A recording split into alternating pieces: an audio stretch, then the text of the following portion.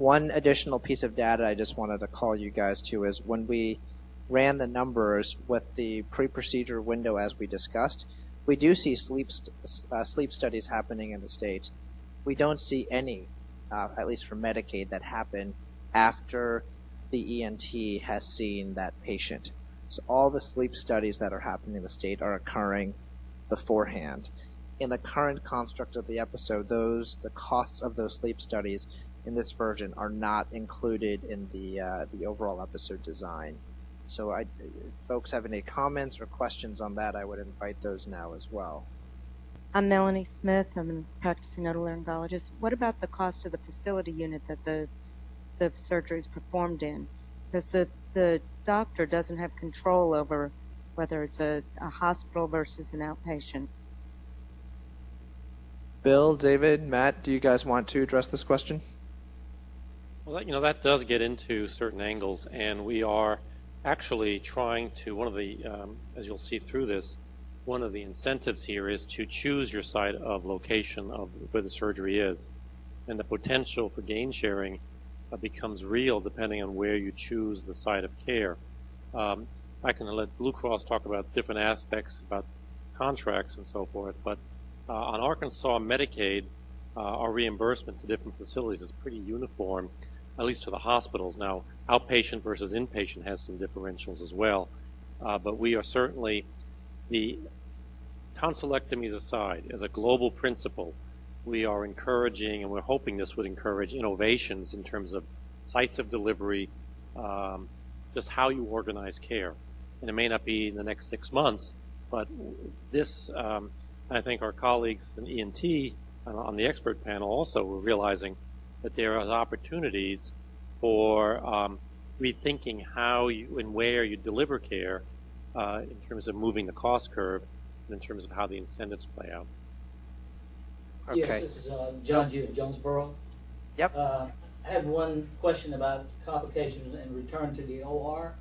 One of the listings was severe vomiting and low oxygen saturations. Is that in our realm of, is that really our fault, or is that somebody else's fault? Why is that in that? Do you mind repeating your question once more?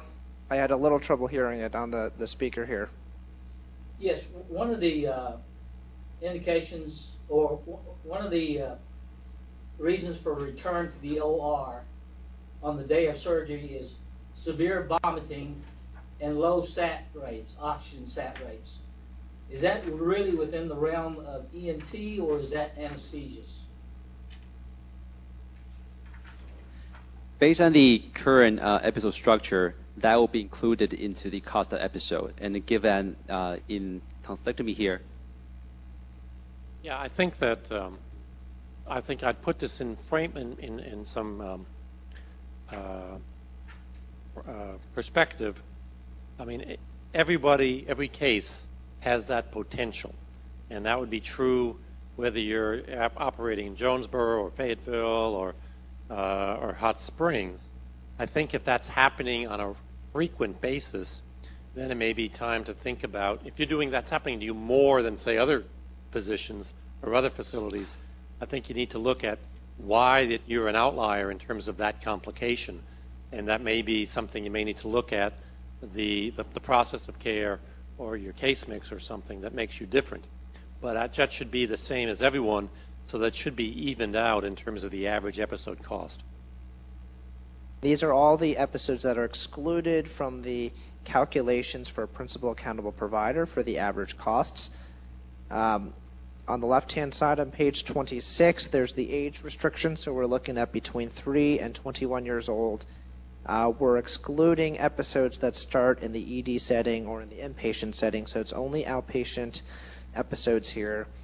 The set of exclusions you see on the right-hand side of the page, these are all ICD-9 based, and basically if a particular patient has an ICD-9 code for any of these conditions, basically in a 365-day period before the episode or during the episode, that patient would be excluded from the episode model. If you look on page 27, You'll see the same thing on the left-hand side for a range of different cancers. Again, these will be based on different ICD-9 codes. And finally, there's some other exclusions on the right-hand side. These would just be those that occur during the episode window. Those would also warrant exclusions as well. The quality and utilization metrics. As mentioned before, there's only one metric here which would for gain sharing payment. That is the percent of episodes with administration of intraoperative steroids. And this one is the metric that is not. It's a metric that is not available through administrative claims data. So there is a provider portal with the initiative where providers, office staff input metrics. The goal is to be very judicious with the use of these sorts of metrics, such that there's not too much of an administrative burden put on providers. This would be just reporting an aggregate percent across the set of cases for a given principal accountable provider. For the reporting only metrics, these three are all available through administrative claims data, so none of these would need to be reported or supplemented through the provider portal. So there's a post-op primary bleed rate, same for a secondary bleed rate, and the rate of antibiotic prescription post-surgery. Again, clarification on the third one, we had a question about this come in. Someone asked, are the payers suggesting that there should be a high rate of antibiotic usage within the episode? And the answer is actually no. From our clinical discussions and so on, it was more that we heard that should actually be low, and so it would be worth tracking that for various providers. Do our clinical advisors have any comment on any of the quality metrics or any questions from the group? One of my concerns about as we try to cost influence and cost shift is the challenge of quality, and particularly with tonsillectomy and aortoidectomy, while much of the time these are fairly straightforward procedures with very good outcomes, there are occasional kids that have real issues. Airway obstruction, breathing problems, bleeding problems that can be devastating. One of the challenges in some of these episodes require ongoing management and maintenance in it, some of which we can predict, some of which we can't. One of the big challenges we control this and try to is to keep quality high, thus that we're not putting patients in risk by doing them in an outpatient setting when they should not be in that venue. Part of the exclusions are to avoid patients being at risk. Part of our challenge, and the patients that are left thus theoretically should all have the same risk across the board.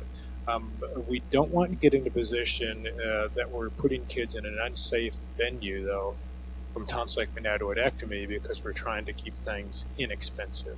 It's not a metric that's measured here, but it is something that we'll have to monitor over time. Great, thank you. As folks look at this with that framing in mind too, are there any other quality metrics that you would encourage the payers to consider as well to really ensure that there's not a sacrifice in point between cost and quality? We're really looking for those sorts of things, and to really make sure there's that sort of check in the system. There's one thing that one of my partners was asking: what if we do a tonsillectomy, adenoidectomy, and the parents wants to have a circumcision at the same time? Does that count, or does it not count?